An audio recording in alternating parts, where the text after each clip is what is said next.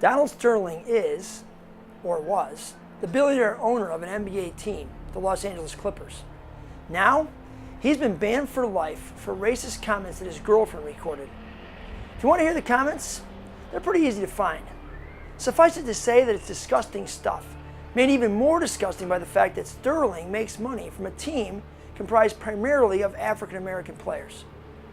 Understandably, these comments outraged NBA players, coaches, fans, and other owners. There was a huge outcry to come down swiftly and harshly on Donald Sterling. So in addition to his lifetime ban, Sterling was hit with a $2.5 million fine and will likely be forced to sell the team. I'm glad Sterling got what was coming to him. Justice is served. It sounds to me like Sterling is a bad guy with a lot of reprehensible attitudes and opinions about other people. It's satisfying when guys like this get hammered. Then I read a blog post that made me rethink this whole thing. Here's what the blogger wrote.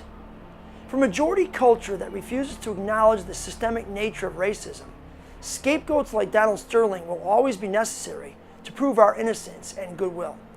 With our ire heaped on his shoulders, we can ignore things that we ourselves participate in to continue the cycle. The truth hurts, doesn't it? Kind of flips the script. And it goes far beyond racism. When we buy our cheap clothes at Target or Walmart, do we notice the tag that says "Made in Bangladesh," where a garment factory collapsed last year and took hundreds of people's lives? A factory that was known to be unsafe, where the people are horribly underpaid and work in terrible conditions without personal days or sick days or vacations. Again, we can scapegoat the factory owners or even the clothing company that sells the shirts. But the truth is, we're buying the shirts and benefiting from a system that takes advantage of these workers' poverty. A system that exploits the fact that they don't have other employment options.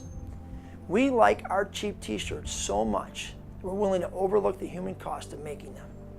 We ourselves participate in the system, and we continue the cycle of injustice. Years ago, I was a school teacher.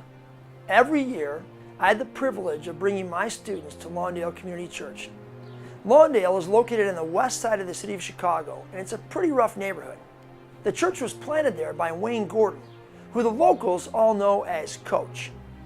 This church is a miraculous story of someone entering into the injustice and difficulty of a struggling community and becoming Jesus in the flesh for them. The first time I took the kids to visit Lawndale, Phil Jackson, the youth pastor, not the famous NBA basketball coach, talked to us about the passage from Genesis where Abraham goes to live in Egypt with his wife Sarah.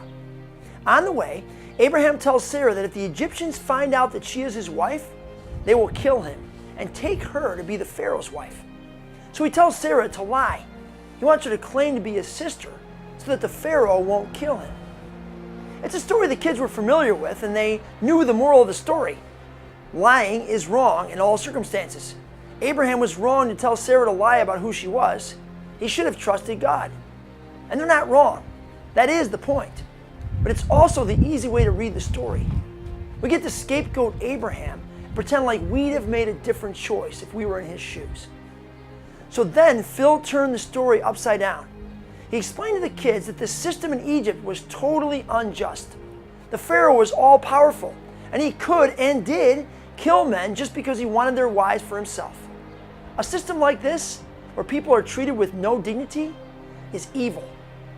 Then came the punchline. This evil system made Abraham into a liar. He had no other choice. I've told this story in one of these videos before, and the commenters responded the same way my students did. They said they never heard anything so ridiculous. Abraham sinned here. End of story.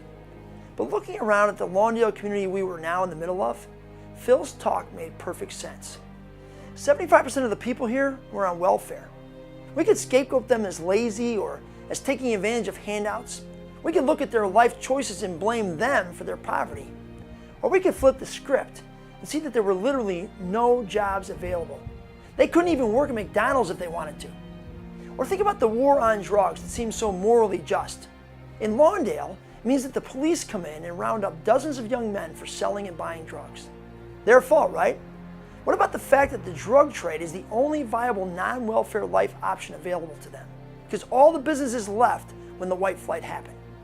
And what about the rich suburbanites just a few miles west buying and using far more drugs who are never punished by this morally just war. Yes, in Lawndale, many wrong choices are being made, but it's impossible to ignore this fact. Their lives are the product of an unjust system. Many of these choices are determined for them. There's no way out.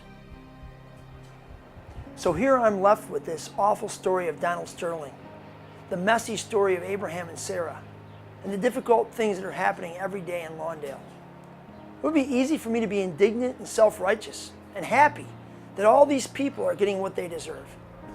Instead, I'm examining myself. I'm wondering how I've participated in systems of racism and poverty and injustice. I'm wrestling with the fact that finding a scapegoat isn't nearly enough, that it doesn't absolve me of responsibility. I hope you're feeling the same way, because these are the difficult, painful, and messy realities that we cannot ignore as followers of Jesus. These are exactly the situations he placed himself in the middle of. We can try to excuse ourselves by claiming ignorance or do some complicated mental gymnastics to make a political or logical case for why it's not so bad. But is this the way Jesus lived? Is this what we've been called to as his followers? I realize that ending massive systems of injustice is way too big a task to tackle by yourself. But that doesn't mean you can't start. Wayne Gordon invited Lou Malnati, who owns a successful chain of pizza restaurants, to open a small place in Lawndale. Malnati agreed, and for years now, he's been operating that restaurant at a significant financial loss in order to give some people in Lawndale an opportunity to work and make better choices.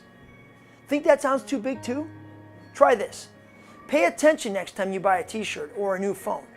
Find out where it was made and refuse to financially benefit from a system that exploits those who live in poverty. These are real things we can all do. And not just things we can do, but things we must do as followers of Jesus. These systems are huge, but there are so many of us. Together, we can change. We can break the systems and move closer to seeing God's kingdom at work for everyone here on this earth.